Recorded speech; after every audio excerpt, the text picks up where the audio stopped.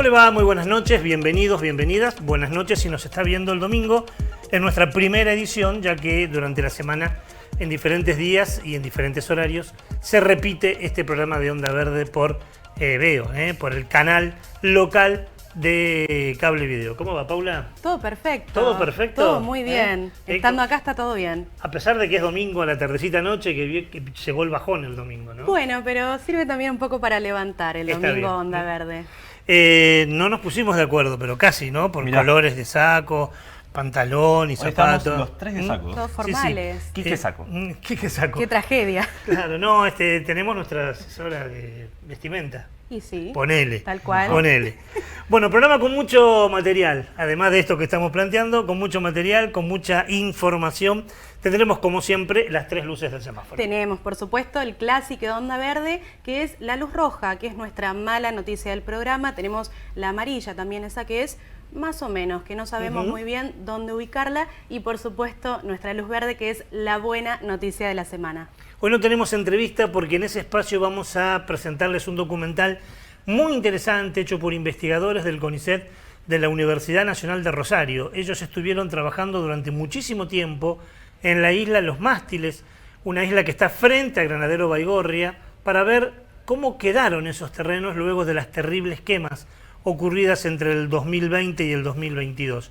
Bueno, hicieron un documental que dura 20 minutos y con la autorización, y desde ya le agradecemos profundamente a ellos, vamos a pasar hoy ese documental aquí en el programa.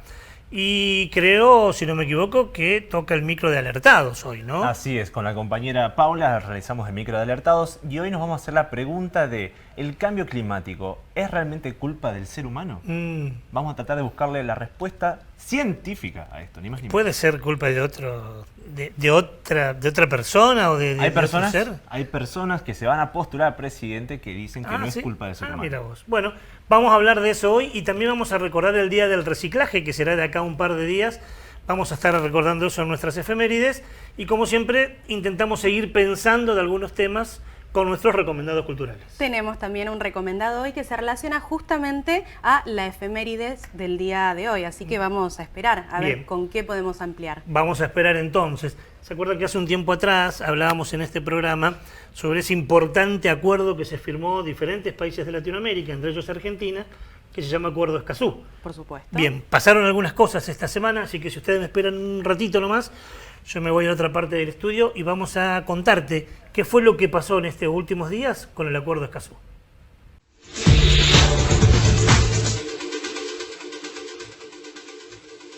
Vamos a hablar de algo que pasó hace tiempo y que tuvo algunas modificaciones en estos últimos días, última semana, si quiere.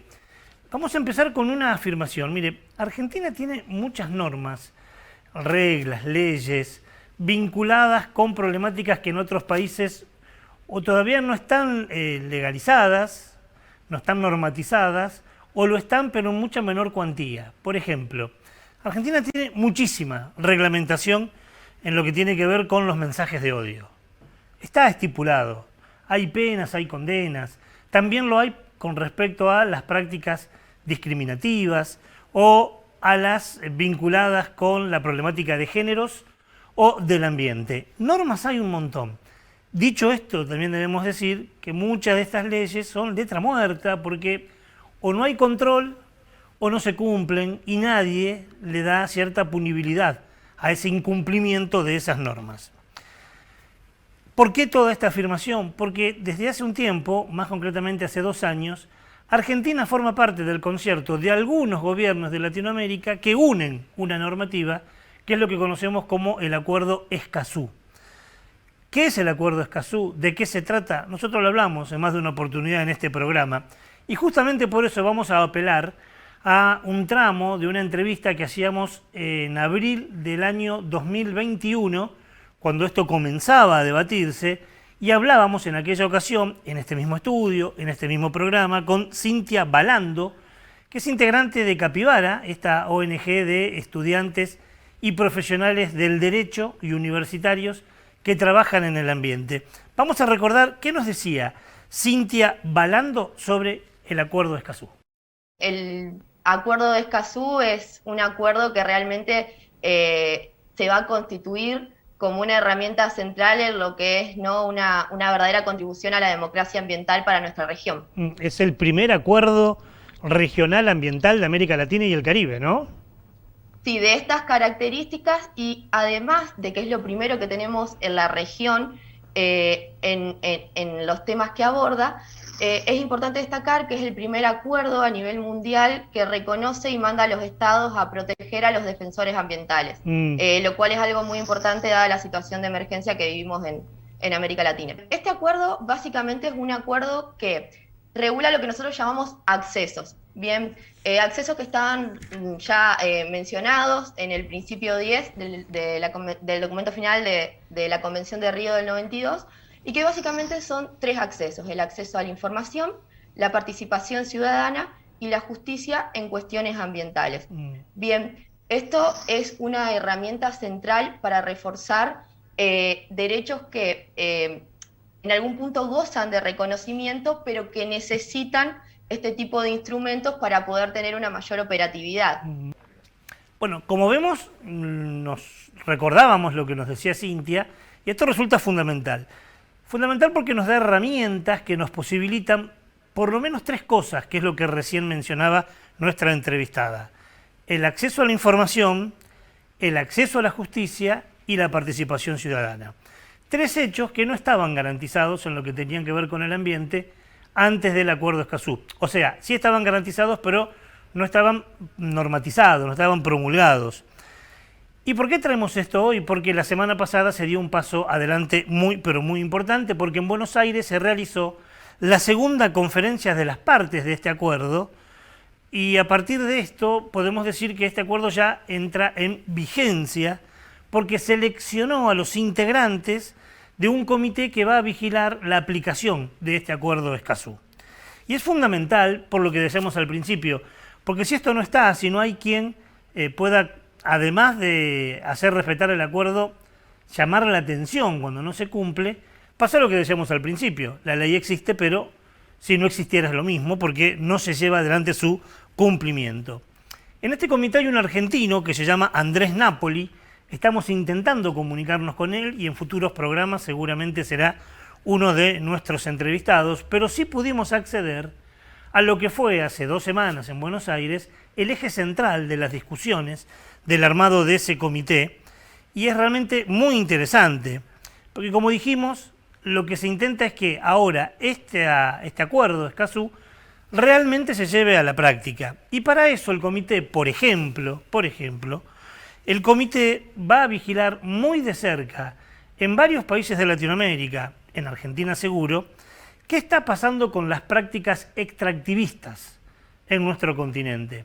Porque el acuerdo está para eso, para decir, mire, usted está haciendo acá algo que no está permitido, acá vamos a darle acceso a la justicia, usted tiene que informarle a la ciudadanía qué es lo que está haciendo, qué es lo que plantea el acuerdo, pero que claro, si no hay un comité que vigile, que controle y que exija, esto no se lleva a cabo. Como ya lo dijimos, hay muchas normativas. Lo que hay que hacer ahora es tratar de cumplirlos. Y en esto es muy importante porque Escazú plantea por primera vez que la naturaleza no es un objeto, que la naturaleza tiene el mismo rango que un sujeto y que por ende tiene derechos, que yo no puedo hacer con la naturaleza lo que quiero.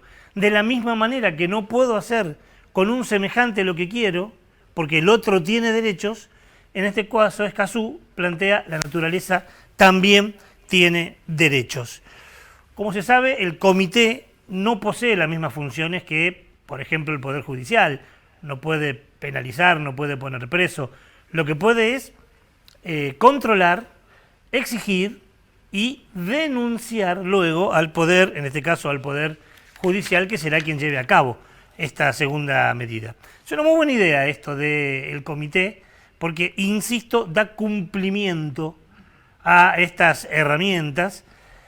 Y además, entre las cosas que estuvimos averiguando en esta semana, nos dijeron que el comité lo que va a tratar es de trabajar desde la convicción, más que desde la punibilidad. Si alguien está haciendo mal las cosas, convencerlo de que se debe hacer de otra manera, que hay que remediar eso. Y está bueno, aunque sabemos que somos hijos del rigor, está bueno que se empiece trabajando, al menos se empiece trabajando por allí, para educar y concientizar y de ahí, en lo posible, remediar.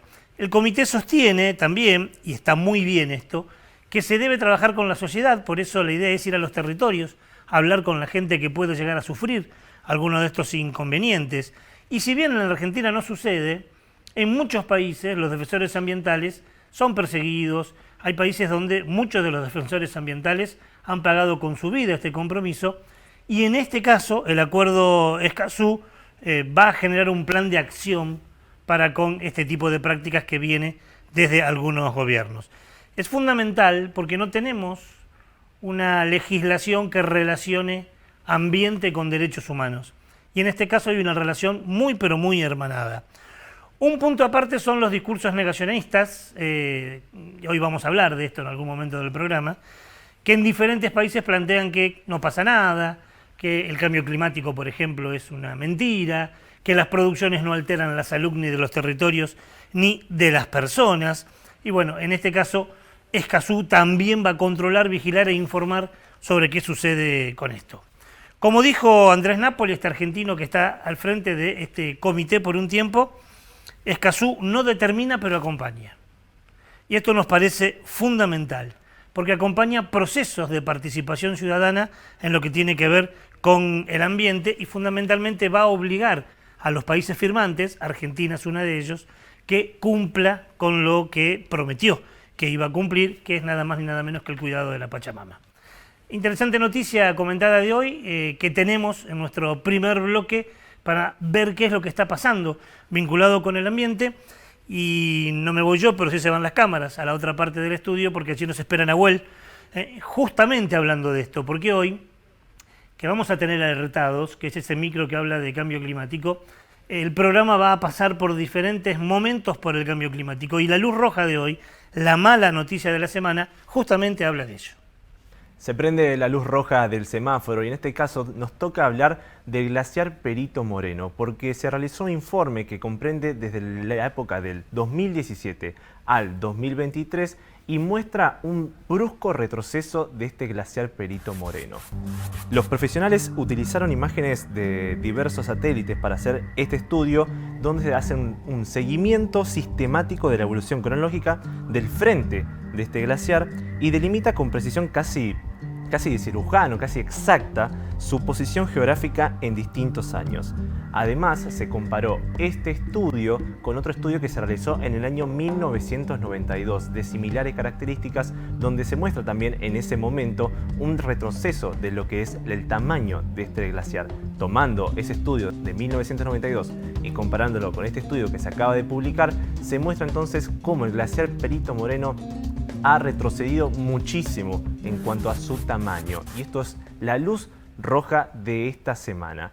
Luz roja que termina en este momento y nosotros le damos entonces pie ahora en este momento al corte comercial y ya seguimos con más de Onda Verde.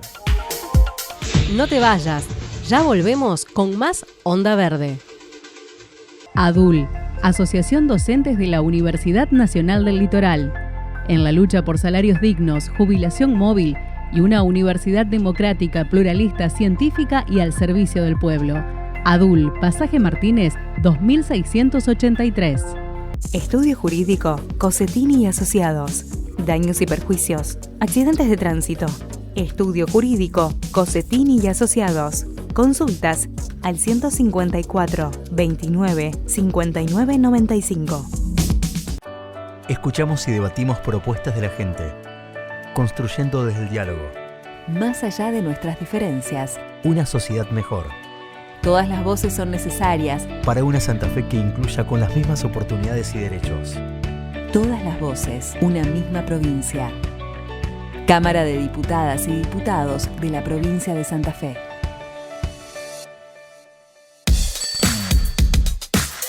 La Muni te invita a usar las bicis de Santa Fe Capital. Es fácil, bajate la app a tu celu, busca el bicipunto más cercano y sumate a la movilidad sustentable. Estamos haciendo una ciudad mejor. Municipalidad de Santa Fe Capital.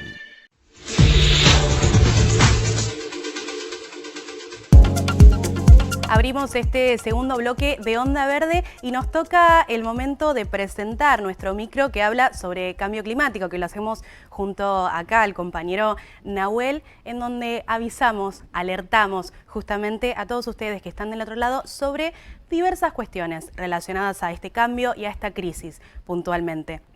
Bien lo presentábamos en el sumario del día de hoy, lo presentaba Nahuel y comentaba un poco sobre las dudas que surgieron al momento de hacer esta entrega en particular. Tenemos personas, pero personajes también de la sociedad y de la vida misma que todavía descreen, desconfían e incluso niegan esta crisis climática que tanto vemos y de la que tanto hablamos. Por eso, en Alertados, hoy les queríamos comentar un poco sobre las respuestas que surgieron a una pregunta muy importante que es: ¿el hombre es realmente el culpable del cambio climático? Vemos la respuesta en Alertados.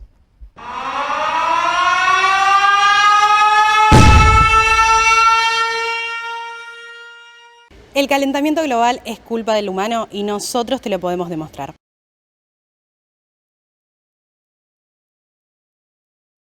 Scrolleando un poco y mirando mi contenido habitual de contenido chatarra, me encontré con esto. Seguramente muchos jóvenes libertarios que te siguen deben estar de acuerdo con que el cambio climático es un flagelo, pero vos no. Vos hace unos días, hace unos meses atrás, dijiste que la temperatura del planeta está en el nivel mínimo y fuiste como confrontativo con el gran consenso científico que existe acerca de que estamos... Eso es falso. Eso te quería preguntar, quería ver si habías reflexionado. Yo no dije eso. Dijiste la temperatura del planeta está en el nivel mínimo, lo tengo acá delante de mí, lo chequeé antes de preguntártelo. Desafortunadamente, entonces es una frase que está tomada de apartes.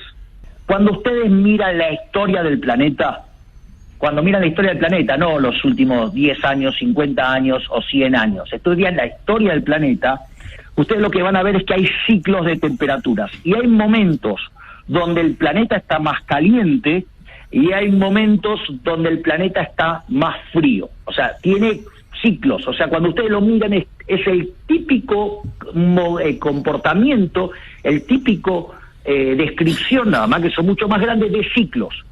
O sea, ese es el primer punto. El primer punto es que vos tenés ciclos de temperaturas, momentos donde la Tierra está caliente y momentos donde la Tierra está fría. En este momento, el mundo está en la parte del ciclo donde el planeta está caliente. Enseguida lo tuve que llamar a Nahuel. Nahuel, ¿ya tenemos contenido para Alertados? Ahora sí. Vamos a responder esta pregunta y ver si realmente el ser humano es el culpable del cambio climático. Nos pusimos a investigar y a leer un estudio del Panel Intergubernamental sobre el Cambio Climático, donde explican detalladamente el aumento de la temperatura en la Tierra. Para explicar si Milei tiene o no tiene razón, hay que explicar la actividad solar. Imagínate que esto es el Sol. Y este pedacito de acá es la Tierra. ¿Qué sucede? En este estudio que estuvimos leyendo con Paula, el Sol envía energía a la Tierra, luz solar justamente. Y a veces, cada 200 años, según explicaba este estudio, envía más o menos energía. Milei decía que ahora estamos en un momento donde el Sol envía más energía a la Tierra. Pero en este estudio decía lo contrario, que justamente estamos en un momento donde el Sol envía menos energía a la Tierra. Entonces, ¿qué sucede? Estamos atravesando lo que se conoce como una supuesta edad de hielo, por decirlo de alguna manera. Y eso quiere decir que hay temperaturas más bajas. Pero si vemos en este gráfico, ese gráfico muestra que no están bajando las temperaturas, todo lo contrario, están aumentando las temperaturas. ¿Y con qué tiene que ver eso? Uno de los mayores responsables tiene que ver con la Tierra. Adiós el Sol. Tiene que ver con la Tierra. ¿Qué pasa con la Tierra? Existe lo que se llama el efecto invernadero. Y explicado de muy grosso modo, el efecto invernadero tiene que ver con la cantidad de carbono que hay en la atmósfera. Como el Sol enviaba tanta energía que producía mucho más carbono, pero como estamos en una etapa donde se produce menos energía por parte del Sol, tendría que haber menos carbono. Lo que pasó es que cuando estudiaron a la Tierra, estos científicos dijeron, che, pero hay muchísimo carbono igual. ¿De dónde viene este carbono? Bueno, tiene que ver con la actividad humana. Por ejemplo, cuando se retoma el petróleo que viene de seres vivos hace muchísimos años y se larga, todo eso se quema en el ambiente, produce carbono. Cuando deforestamos también produce carbono. Y cuando también hacemos otra cosa, como por ejemplo la producción de vacas o matamos muchísimas vacas, todo eso produce carbono y todo eso se va a la atmósfera y eso hace que el efecto invernadero se vea mucho más grave. Entonces, al tener muchísimo más carbono y producir mucho más efecto invernadero y eso hacer que la temperatura de la Tierra aumente, hace que todo esto sea culpa del ser humano. Después de toda esta explicación, te podemos decir y afirmar que el cambio climático es culpa del humano y no del sol, como algunos dicen. Y entonces ahora Estás alertado. Es muy importante que tengamos cada 2 o 3 semanas estas producciones que hacen Paula y Nahuel sobre la crisis climática. Es una de las columnas que obligatoriamente nos impusimos este año para hacer en Onda Verde. No solo porque ya es una evidencia, es una realidad que estamos sufriendo y que tenemos que parar, sino por lo que hoy plantearon los chicos, ¿no? La cantidad de discursos negacionistas que hay con estos, la cantidad de barbaridades y mentiras que se dicen, y bueno, una de las funciones del periodismo, no la única, una de ellas es esta, ¿no? La de descubrir, destapar algo que está cubierto y que no se quiere mostrar. Y en esto, tanto Paula como Nahuel hacen un trabajo muy interesante en esta sección de alertados. Vamos a continuar con el programa con un efeméride, porque el 17 de mayo, esto será de acá un par de días, se va a celebrar el Día Mundial del Reciclaje. Como tantas fechas vinculadas con las efemérides, se lleva a cabo con la finalidad de concientizar a la población de la importancia, en este caso de la importancia de reciclar. Mire, muy rapidito, no está muy claro el origen. ¿Por qué el 17 de mayo es el Día del Reciclaje? No se conoce que haya pasado algo por lo cual se puso esa fecha. Parece, tampoco está muy claro, que la primera vez que se celebró fue en Texas, allí en Estados Unidos, en 1994, y que luego se extendió a otros países. Lo que sí sabemos es que oficialmente la UNESCO establece cada 17 de mayo como el Día del Reciclaje, y es algo que se recuerda desde el año 2005. ¿Se recicla poco? ¿Se recicla mucho? Algunas preguntas que nos hacemos en esta semana, que sería la semana del reciclaje. Mire, tampoco hay muchos datos. Usted dirá, bueno, al final no tiene ningún dato esta gente. No. Intentamos buscar, pero no hay muchos datos. Ahora, viendo la cantidad de basura que se genera, y si uno va, no sé de dónde nos están viendo, pero a un curso de agua, a una costanera de su ciudad, a un terreno baldío, algún espacio de recreación, va a encontrar montones de residuos que podrían ser recuperados. Fundamentalmente botellas de plástico, latitas, pero también va a encontrar bolsas y un montón de basura que no debiera estar en ese lugar y que además tiene todas las condiciones para ser recuperado. Algunos datos que sí tenemos: de todo lo que tiramos, más del 90% puede recuperarse. Piense todo lo que usted tira en su casa, orgánico o inorgánico, compost o reciclaje. De toda la basura que los ciudadanos generamos, el 90% puede recuperarse. Estos son datos que son absolutamente contrastables, y hace un tiempo Leonel Méndez, que es un gran reciclador que tiene la ciudad de Santa Fe, nos hablaba justamente de estos datos. La diferencia entre basura y residuo, que a veces suele ocurrir que la basura y el residuo se confunda al momento de lo exclamativo, de explicar de qué es, para llevarlo, pero en los hechos, en la práctica, ¿qué es? A ver, hay que poner en contexto que en términos generales solamente entre el 10 y el 7% de lo que genera una ciudad es basura. ¿Qué es basura? Es todo aquello que no tiene un uso secundario, potencial económico, potencial energético. No se recupera. Lo que no sirve para hacer nada. Ahora, solo el 7, del 7 al 10%. Es la fracción real que no tiene potencial, que es basura. Tenemos más de un 90% de lo que se tira que se puede volver a utilizar. Claro, que es potencialmente recuperable, reutilizable, haciendo distintas cosas. ¿Qué es residuo?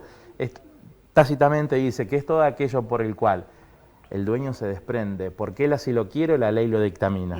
Eso es lo que dice, pero que tiene un potencial energético, económico o secundario. Dijimos, ¿no? Y ahí Leonel era muy preciso, muy claro con respecto a los números. Dijimos que el 90% puede recuperarse. Ahora, ¿cuánto se recupera algunos datos realmente asombrosos. En el mundo se producen 400 millones de toneladas, solo de plástico. Y solo se recupera de eso el 9%. ¿Qué pasa en nuestro país? En la Argentina se calcula que se recicla solo el 6% de los residuos. Bueno, no hay que ser un genio en matemática, ¿no? Si el 90% de lo que producimos como basura se puede recuperar y reciclamos solo un 86%, hay un 84% de basura que queda en la tierra, en los cursos de agua, donde fueran los basureros a cielo abierto, y podría reciclarse, recuperarse, volver a ser un producto para usarse. Bueno, datos importantes para recordar hoy en el Día del Reciclaje. Y me gustaría seguir pensando sobre este tema, ¿no, Nahuel? Le traigo un recomendado, específicamente un documental, para seguir pensando este tema en el Día del Reciclaje, que es un documental llamado El Desafío del Reciclaje. Un documental producido por Discovery en concordancia y en trabajo conjunto con Esencia. En este documental se buscan soluciones reales para el aprovechamiento y la transformación de los residuos plásticos. Bien. Principalmente. Se trata de buscar la importancia de la economía circular, también de la llegada de los plásticos a las playas. Y otro tema que también se trata en este documental es los diferentes tipos de plásticos que existen. Ahora, para seguir pensando en este tema, lo importante es que esta producción muestra el compromiso y la colaboración de cada uno de los actores involucrados en el tratamiento de los residuos plásticos. Imágenes interesantes que invitan a verlo, duran no más de 20 minutos. Se llama El Desafío del Reciclaje. Exactamente, El Desafío del Reciclaje, producido entonces por Discovery en trabajo con Esencia, y se puede encontrar muy fácilmente en YouTube. Muy bien, para seguir pensando sobre este tema. Dijimos que hoy gran parte del programa va a abordar cuestiones vinculadas con la crisis climática. De eso también habla La Luz Amarilla y nos presenta esa noticia nuestra compañera Paula. Y continuamos hablando de esto que tanto nos preocupa, y esta vez nos vamos hasta Europa. La Luz Amarilla nos lleva hasta el viejo continente, porque París podría alcanzar los 50 grados para el año 2050.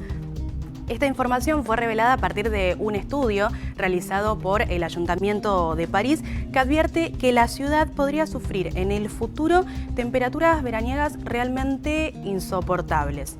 La capital francesa es conocida, sabemos, por su arquitectura tan llamativa, por los bulevares, por sus amplios tejados, que estos particularmente actúan como unos potenciadores del calor en situaciones y en condiciones particularmente meteorológicas extremas.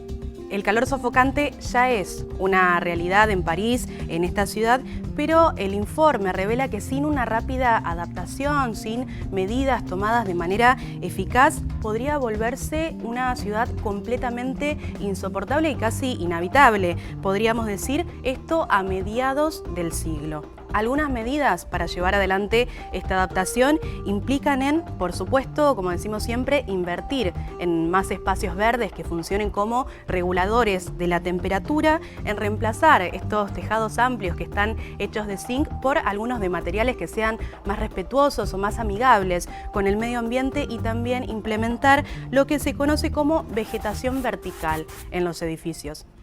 Esta es nuestra luz amarilla del día de hoy, que la colocamos acá porque no sabemos qué puede pasar, no sabemos si la ciudad va a tomar medidas al respecto, si este informe va a cambiar en algún momento este resultado futurista, no lo sabemos. Así que nos quedamos a la espera de ver si esta luz amarilla en algún momento se transforma en una luz verde o en una luz roja para nuestro programa. Así terminamos este bloque, pero seguimos con más en un ratito luego de la pausa comercial. No te vayas, ya volvemos con más Onda Verde. Logramos, a pesar de tiempos tan particulares, avanzar en consolidar una institución de puertas abiertas con un consejo más abierto, más transparente y más participativo. Mirá todo lo que hicimos en www.consejosantafe.gov.ar. Una organización trabajando por todas y cada una de las 40.000 familias municipales de la provincia. FESTRAM, la fuerza organizada de los trabajadores municipales y comunales de la provincia de Santa Fe. Attitude en Santa Fe, sábado 27 de mayo en Tribus, el show tributo a Guns N' Roses más grande de Latinoamérica. Attitude en Tribus, anticipadas en boleterías y por ticketway.com.ar.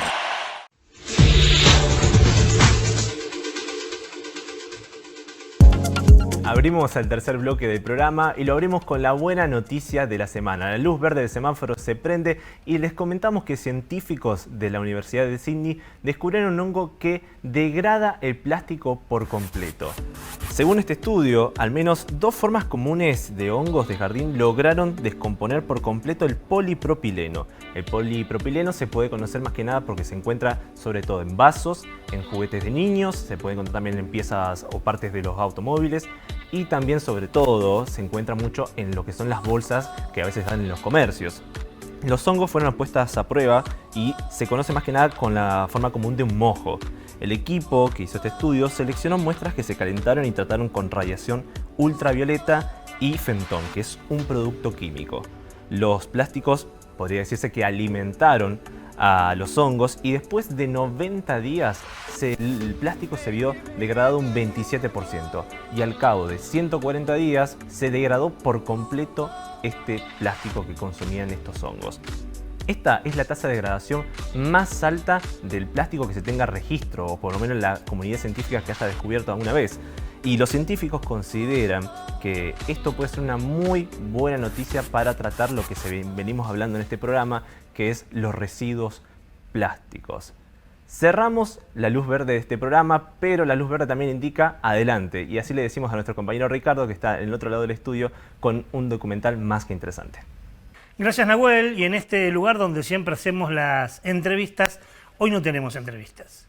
Hoy vamos a presentar un documental. Mira, si sos de aquellos televidentes que nos siguen regularmente, o si nos vistes por el canal de YouTube, hace un par de programas atrás hablábamos con Guillermo Montero. Guillermo es investigador del CONICET, profesor de la Universidad Nacional de Rosario, y en aquella entrevista Guillermo nos contó sobre las consecuencias que quedaron en los espacios verdes que se quemaron, que son realmente muchos. Mire, algunos datos: solo entre el año 2020 y el año 2022, o sea, en poco menos de 2 años, se quemaron del delta del río Paraná 1 millón de hectáreas. 1 millón de canchas de fútbol, una pegada al lado de la otra, es lo que se quemó solo en el delta del Paraná. Esto vendría a ser casi la mitad del delta, porque el delta del Paraná tiene 2 millones y chirolas de hectáreas. Casi todas las quemas ocurridas en el delta del Paraná y también en otros lados fueron intencionales, fueron generadas, y la mayoría para luego acomodar ese terreno para una práctica productiva. Esto generó consecuencias. Lo hablábamos con Paola Pelzer hace un tiempo atrás en una investigación que hicieron en la Universidad Nacional del Litoral. Lo hablamos con Guillermo y todos coinciden en que ya no es la misma la calidad del aire que hay en estos lugares, cómo se alteró el suelo, la fauna, los cursos de agua. Y también coinciden en que si se remedia, siempre y cuando no se haga más nada y se actúe bien, esa remediación va a ser a corto o mediano plazo. Junto a Guillermo Montero, me los anoté para no olvidarme de ninguno, participaron en este trabajo Sergio Móntico, José Vesprini, Jorgelina Asmus, todos ellos son investigadores del CONICET de la Universidad Nacional de Rosario, y la alumna de biotecnología Jacqueline Hermini. Trabajaron en los mástiles que está allí frente a Granadero Baigorria y realizaron un montón de actividades. Una de ellas es un documental. El documental lo sugerimos hace un tiempo atrás acá, se llama Las huellas del fuego, fue producida por la plataforma audiovisual de la Universidad Nacional de Rosario, que se llama Unicanal, y muestra justamente el impacto de las quemas durante los últimos años en los humedales del río Paraná. Pedimos autorización, vamos a ver ese documental, dura 20 minutos, vamos a ver qué es lo que quedó, cómo quedaron los humedales después de los terribles incendios.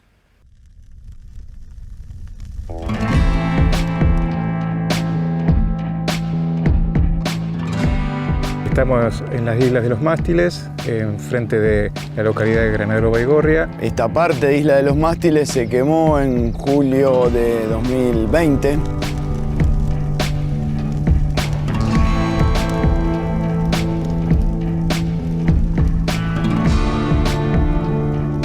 La huella que dejó el fuego en este lugar es estrictamente negativa, una forma de adulterar un ecosistema.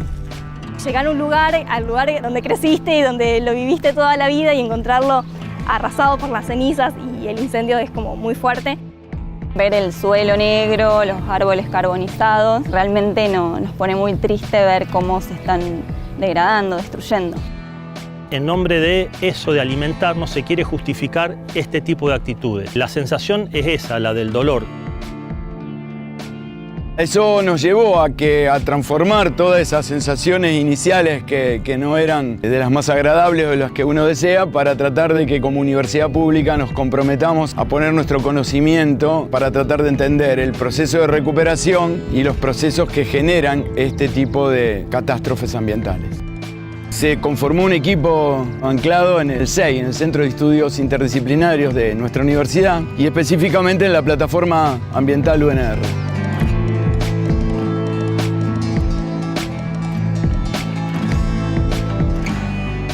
Comenzamos una serie de trabajos donde pretendíamos, a través de una planificación interdisciplinaria, conocer cómo había sido el efecto de ese fuerte incendio que hubo durante 3 días en este lugar y cómo era el proceso de recuperación posterior a esos incendios.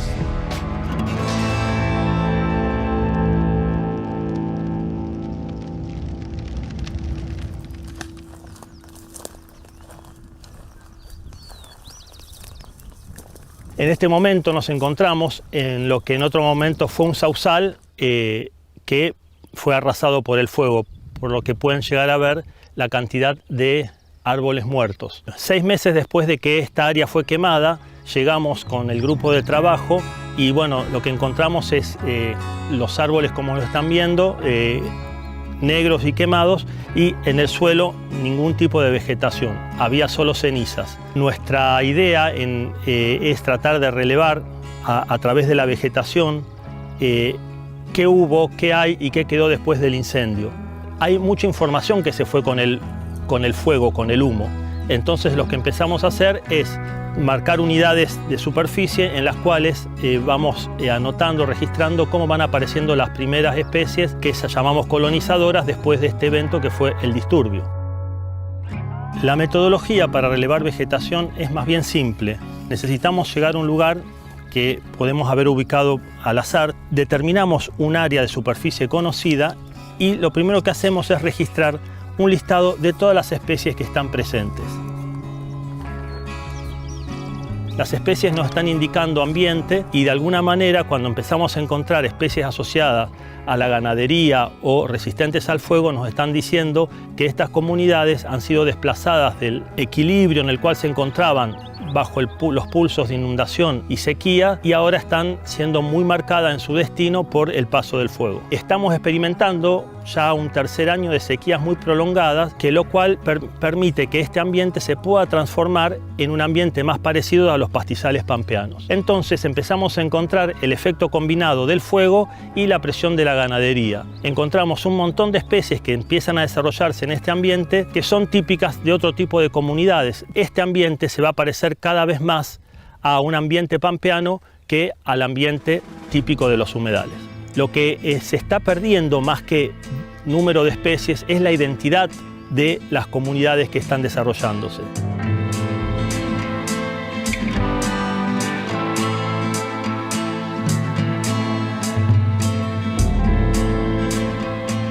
El equipo de la gente de manejo de tierras de la Facultad de Ciencias Agrarias desarrolló el monitoreo a través de drones e imágenes satelitales. Eso nos permitió georreferenciar los ambientes y después poder ir específicamente a los lugares de muestreo donde vimos que el fuego fue más intenso.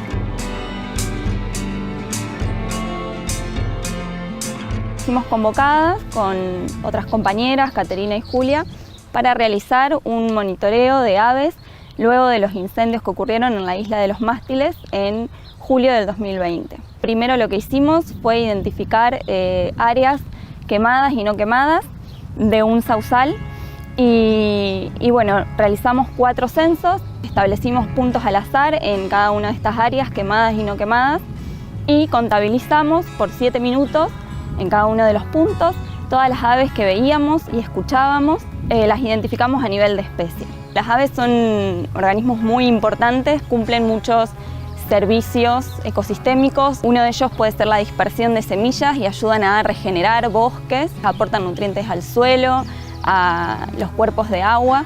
También las aves tienen un rol muy importante en las redes tróficas, controlan poblaciones de roedores, de peces, de insectos. Tienen una función recreativa muy importante. El avistaje de aves se ha convertido en una actividad importante y muy difundida.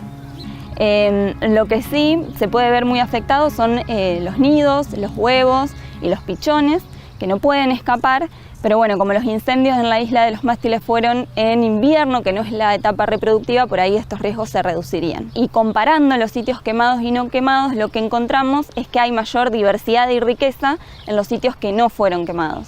Y esto puede ser porque los sitios que no se quemaron, el dosel vegetal, arbóreo no se vio afectado, entonces las aves encuentran mayor refugio y alimento en estos sitios que en los otros. Y otra de las cosas bastante interesantes que encontramos, nosotros clasificamos a las aves en urbanas o de periurbano y no urbanas, que son más típicas del humedal. Las de periurbano son las que encontramos normalmente en las ciudades.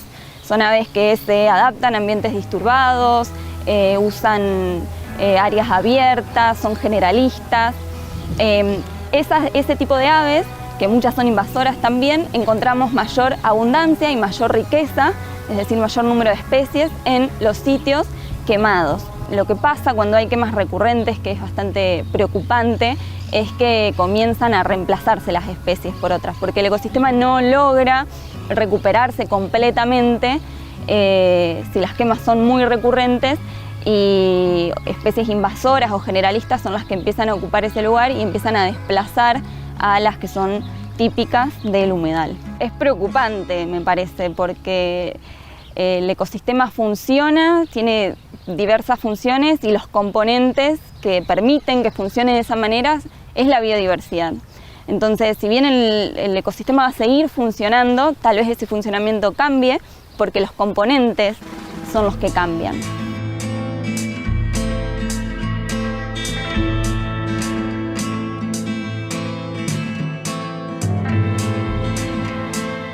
La gravedad de esta problemática está relacionada puntualmente con lo que implica como un ecosistema equilibrado que es vulnerado por una quema de origen antrópico, o en todo caso es una cuestión a discutir, pero por lo pronto una quema o un incendio de esta naturaleza hace que se desequilibren todos los parámetros del funcionamiento de un ecosistema.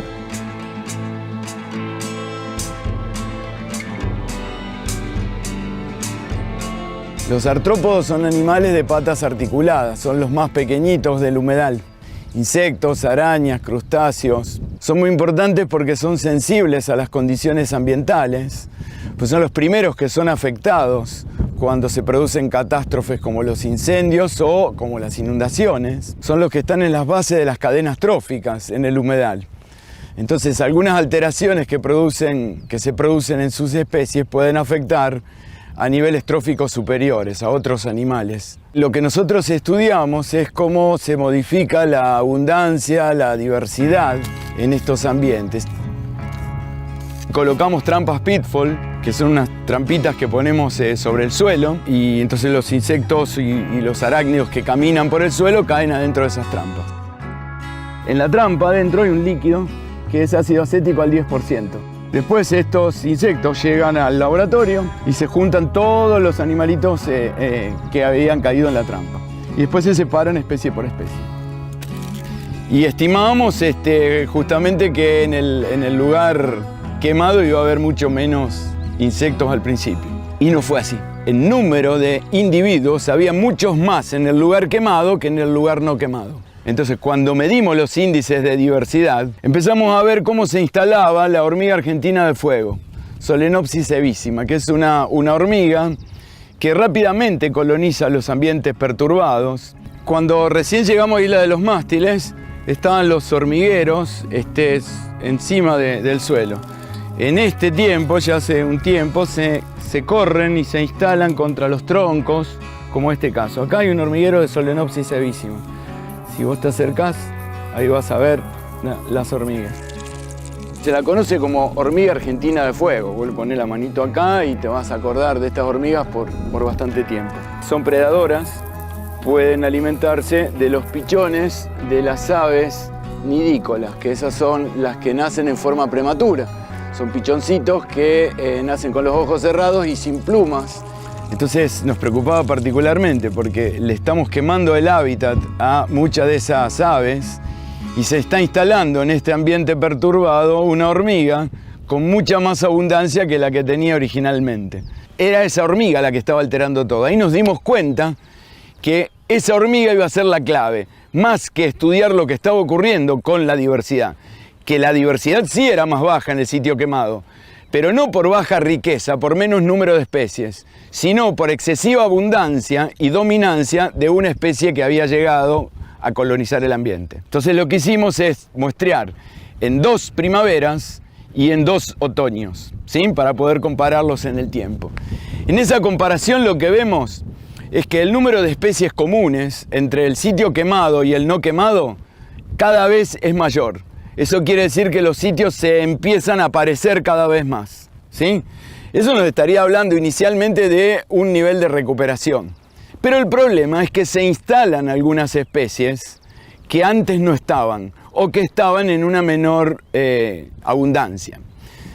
Entonces lo que cambia es la composición específica, los ensambles de especies que hay en un lugar y en el otro.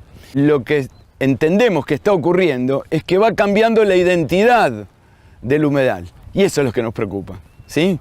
Estos ambientes cada vez se parecen más a lo que hay del otro lado del río, ¿sí? Y ese es el problema.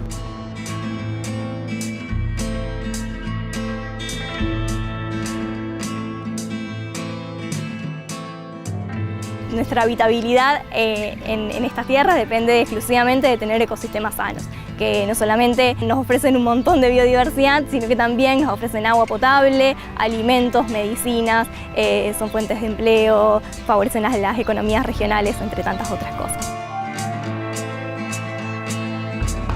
Empezamos a trabajar aquí en virtud de un seguimiento y monitoreo de los suelos post-incendio y durante una línea de tiempo que lleva 3 años a partir de octubre de 2020, siguiendo variables físicas y químicas que tienen que ver con la cantidad de nitrógeno, de carbono del suelo, capacidad de intercambio catiónico, conductividad eléctrica, cantidad de fósforo, textura del suelo y compactación también, porque entendimos que era una forma de evaluar los cambios en el tiempo de propiedades que tienen que ver con la funcionalidad de los suelos post-quema y su potencial recuperación en el tiempo. Precisamente lo que nosotros hacemos es observar los suelos desde la parte superficial en profundidad y sacarle muestras en distintos espesores, en distintas profundidades para llevarlo a un laboratorio y analizar qué le pasó al suelo después de la quema de los incendios. Claramente lo que nosotros encontramos es que la afectación superficial fue la de mayor intensidad.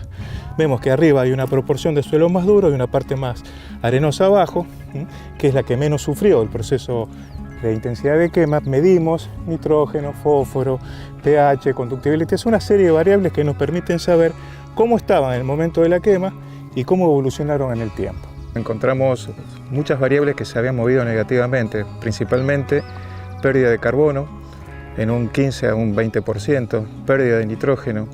Encontramos suelos mucho más compactados, prácticamente en un 40%, y también una gran pérdida de fósforo.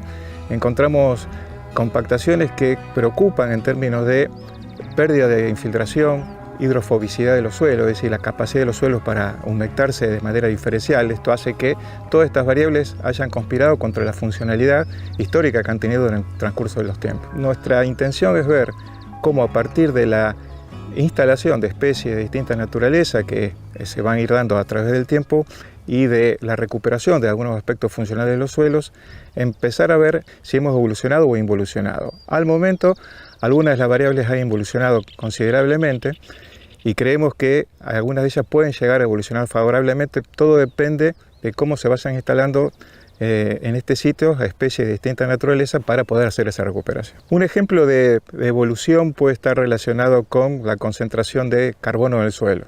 que se puede dar a partir de la instalación de diferentes especies, y estas especies, a partir de entonces de la deposición de carbono de la parte aérea o del sistema de raíces, pueden enriquecer el perfil del suelo.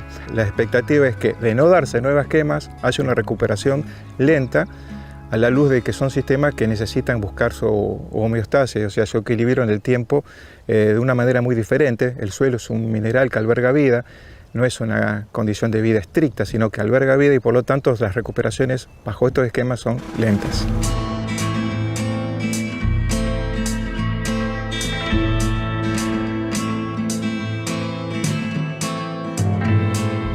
Esta idea binaria de que queremos corregir o transformar al ecosistema humedal en un ecosistema de tipo pampeano es un error de concepción, es una falta de respeto a la identidad de estos ecosistemas.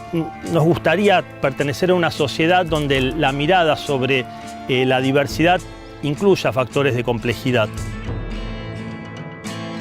Nosotros estudiamos la biodiversidad acuática de las lagunas internas de la isla de los Mástiles y cómo esta biodiversidad fue afectada por los incendios. En particular, estamos trabajando con 4 lagunas. 2 de esas lagunas que están en el interior de la isla actuaron en el año 2020, cuando la isla se quemó, como cortafuegos y fueron afectadas por los incendios, y 2 lagunas no se quemaron. Y tomamos agua de esas lagunas, tanto de las que fueron quemadas como de las que no, para hacer diferentes estudios en el laboratorio. En las lagunas habita un montón de organismos, algunos los podemos ver como los peces, como los camalotes, los sirupés, pero hay muchos otros organismos que tienen un rol esencial en el ecosistema que no podemos observar. Principalmente son organismos que constituyen el fito y el zooplancton, que son organismos microscópicos y que impactan en la salud del ecosistema. Es muy fuerte porque es ir a las lagunas y encontrar lagunas que se secaron, porque además estas lagunas no solamente responden al impacto que tienen los incendios, sino también nosotros lo que pudimos hacer es observar cuál es la dinámica hidrológica de las lagunas y cómo el caudal de estas varían a lo largo, o mejor dicho, en relación a la bajante y a la subida del río Paraná. Y en los últimos 2 años venimos sufriendo una bajante muy intensa que afectó doblemente a estos cuerpos de agua que ya venían afectados por los incendios.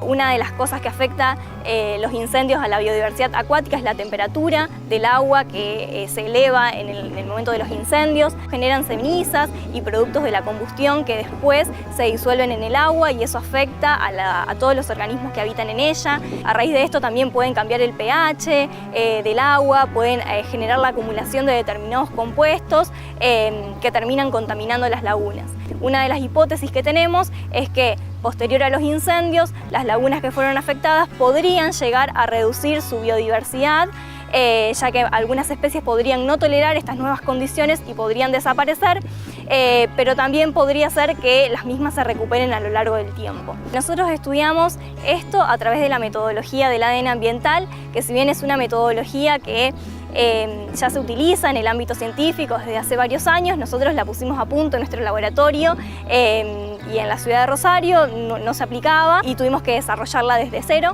Esta metodología consiste en ir a los cuerpos de agua, extraer agua, y en esa agua, como habitan un montón de organismos, estos organismos tienen ADN. Entonces lo que nosotros hacemos es extraerlo y mediante un montón de técnicas de laboratorio podemos determinar a qué organismos corresponden. Y a su vez, como vamos muestreando a lo largo de 2 años, vemos cómo esos organismos cambian o evolucionan a lo largo del tiempo. Cuando nosotros llegamos al laboratorio, lo que hacemos es filtrar, quedarnos con ese ADN y extraerlo mediante determinados procedimientos de laboratorio. Posteriormente, ese ADN se procesa por PCR, se amplifica en determinadas regiones que nos permiten posteriormente secuenciarlas y determinar a qué organismos correspondían ese ADN.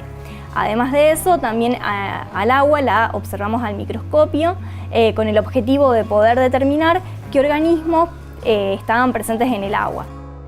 Otra de las cosas que hacemos en el laboratorio es medir la concentración de determinados solutos de esas muestras de agua, en donde medimos, por ejemplo, la concentración de nitrito, de nitrato, pH, y eso nos permite obtener un perfil de la salud de las lagunas.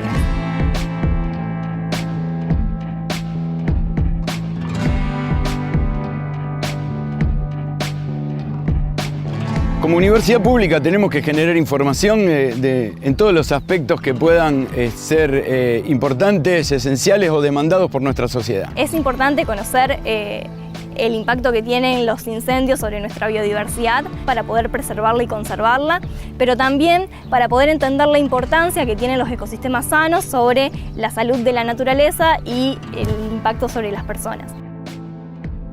Los humedales regulan el clima, son sumideros de dióxido de carbono, también regulan las inundaciones, que desaparezcan estos ecosistemas o que se vean alterados sus funciones, puede ser que nos afecten. Si bien podemos tener la fantasía que modificar este paisaje nos puede aumentar la productividad, la capacidad de brindarnos servicios que ayuden a la calidad de la vida de los humanos, se ve muy modificada. Lo que uno hace es tratar de difundir y transmitir a los conciudadanos la necesidad de preservar este tipo de ecosistemas tan vulnerables, tan frágiles y que tanto bien nos hacen a los humanos porque nos están aportando desde bienes y servicios ecosistémicos hasta aquello que es estético, aquello que es emocionalmente agradable para todos nosotros.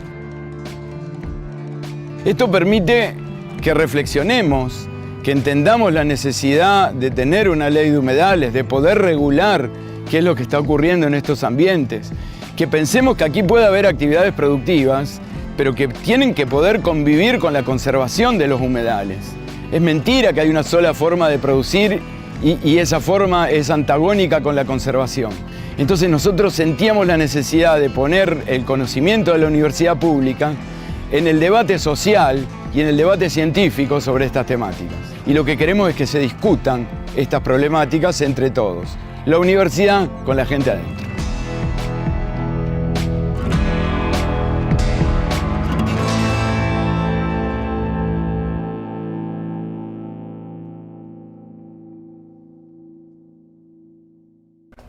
Bueno, impresionante las imágenes, ¿no? Si viste los 20 minutos y además la cantidad de datos que la ciencia digna, en este caso, recolecta. La isla Los Mástiles está frente a Granadero Baigorria y es parte del delta del Paraná. Más de la mitad del delta del Paraná se ha quemado y se ha perdido. ¿La naturaleza tiene la posibilidad de recuperarse? Claro que sí, pero en este caso, dicen los que saben, le va a costar y mucho tiempo. Pero no solo le va a costar, sino que cada uno de nosotros, y sobre todo las políticas públicas, tienen que dedicarse a que no suceda más ningún evento terrible, porque si no cada vez va a demorar más en recuperarse estos espacios. Hablamos del cielo, hablamos por el aire que respiramos, hablamos del suelo absolutamente quemada, hablamos de las aves, la fauna, la flora, bueno, todo lo que se planteaba en el documental. Nos tenemos que ir, compañeros. No queda otra, me parece. Nos vamos. Nos vamos, Nos reencontramos la semana que viene, ¿no? El domingo que viene. ¿Vas a venir? Voy a estar acá. ¿Vos también? Voy a revisar mi agenda, a ver si puedo. Digo. Bueno, ojalá que Paula pueda venir, y usted ya sabe, esta es la primera emisión. Hay 2 repeticiones durante la semana. Usted puede comunicarse por nuestras redes sociales que están saliendo ahora aquí en el Zócalo, abajo de nuestra imagen. Y, como decimos siempre, los 10 años de Onda Verde están ya subidos a nuestro canal de YouTube, ¿no? Están todos, y durante la semana, si se perdieron alguna parte, si no prestaron atención, como decimos siempre, nosotros subimos este programa y cada uno de los programas completos, lo único que tienen que hacer es activar la campanita, claro, como decimos siempre, así les llega la notificación cuando el programa ya está cargado. Y nosotros nos vamos entonces con esta recomendación de Paula, con la invitación de reencontrarnos, si le parece bien, dentro de 7 días, aquí en Onda Verde. Será hasta entonces. Gracias por todo.